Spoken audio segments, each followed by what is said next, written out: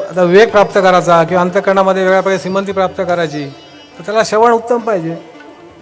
श्रवणाची भूमिका जी ठेवलेली आहे ऐकणे, ही सगळ्यामध्ये पहिली आपली आहे. लहानपणासुद्धा बघत आलो आपण आणि ऐकत आलो.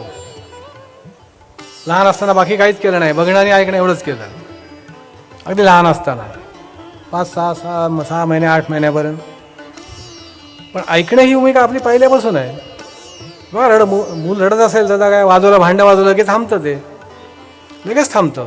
म्हणजे आता ऐकण्याची भूमिका त्याला आहे ना, किंवा ऐकणं ही जे काय श्रवण ही जी भूमिका आहे, श्रवण ही जे यंत्र आहे, श्रवण हे जे कान म्हणून ठेवलेलं आहे इंद्रिय, याचा उपयोग आहे. पण ऐकल्याविना कळले, शिकल्याविना शहाणपण आले. संतवचन आहे ऐसे न देखिले भूमंडळी, ऐकले पण नाही आणि बघितलं पण नाही असं. त्यामुळे संतांची भूमिका शिकवण्याची नेहमी हीच असते की ऐकवायचं, ऐकल्यानंतर शिकायचं. शिकल्याशिवाय माणसाला येत नाही, शिकविल्याशिवाय माणसाला येत नाही. माणसाने अखंड शिकत राहावं, ऐकत राहावं आणि त्याप्रमाणे शिकत राहावं. आपण नेहमी मोड लावून ठेवा, शिकत आहे हे प्रश्न नको, कोण बोलायला नको, शिकलेलं आहे म्हणून बोलायला नको. अखंड आपण शिकत राहायचं.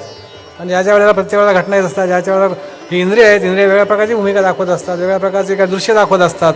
आपण शिकत आहोत, शिकायचं. आपण शिकलेला कुठेही बुडवतात, सर्टिफिकेट देऊन मोकळा करतात जा.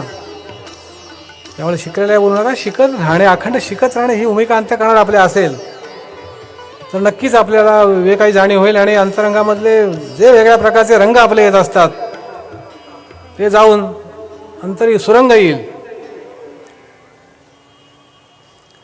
आता श्रवणासारखं दुसरं साधनच नाही सांगितलं. आताच सांगितलं मी, ऐकणं हा मोठा सगळ्यामध्ये. आता आमच्या ज्या बैठका चालतात ते ऐकूनच सगळे सुधारले आहेत. वेगळं काय आम्ही दिलेलं नाही का हातात वस्तू, हातात वस्तू पण देत नाही आणि आम्ही घेत पण नाही. त्यामुळे प्रश्न येत नाही तो. हे जे चाललंय हे फक्त देत असतो आणि हे घेत असतात बस. जी भूमिका अंतःकरणामध्ये माणसाला वाईट प्रकारची आहे, ज्याचं श्रवण दिलं माणसाला तर माणूस सांगतो नाही मी आजपासून नाही करणार, सोडून मी.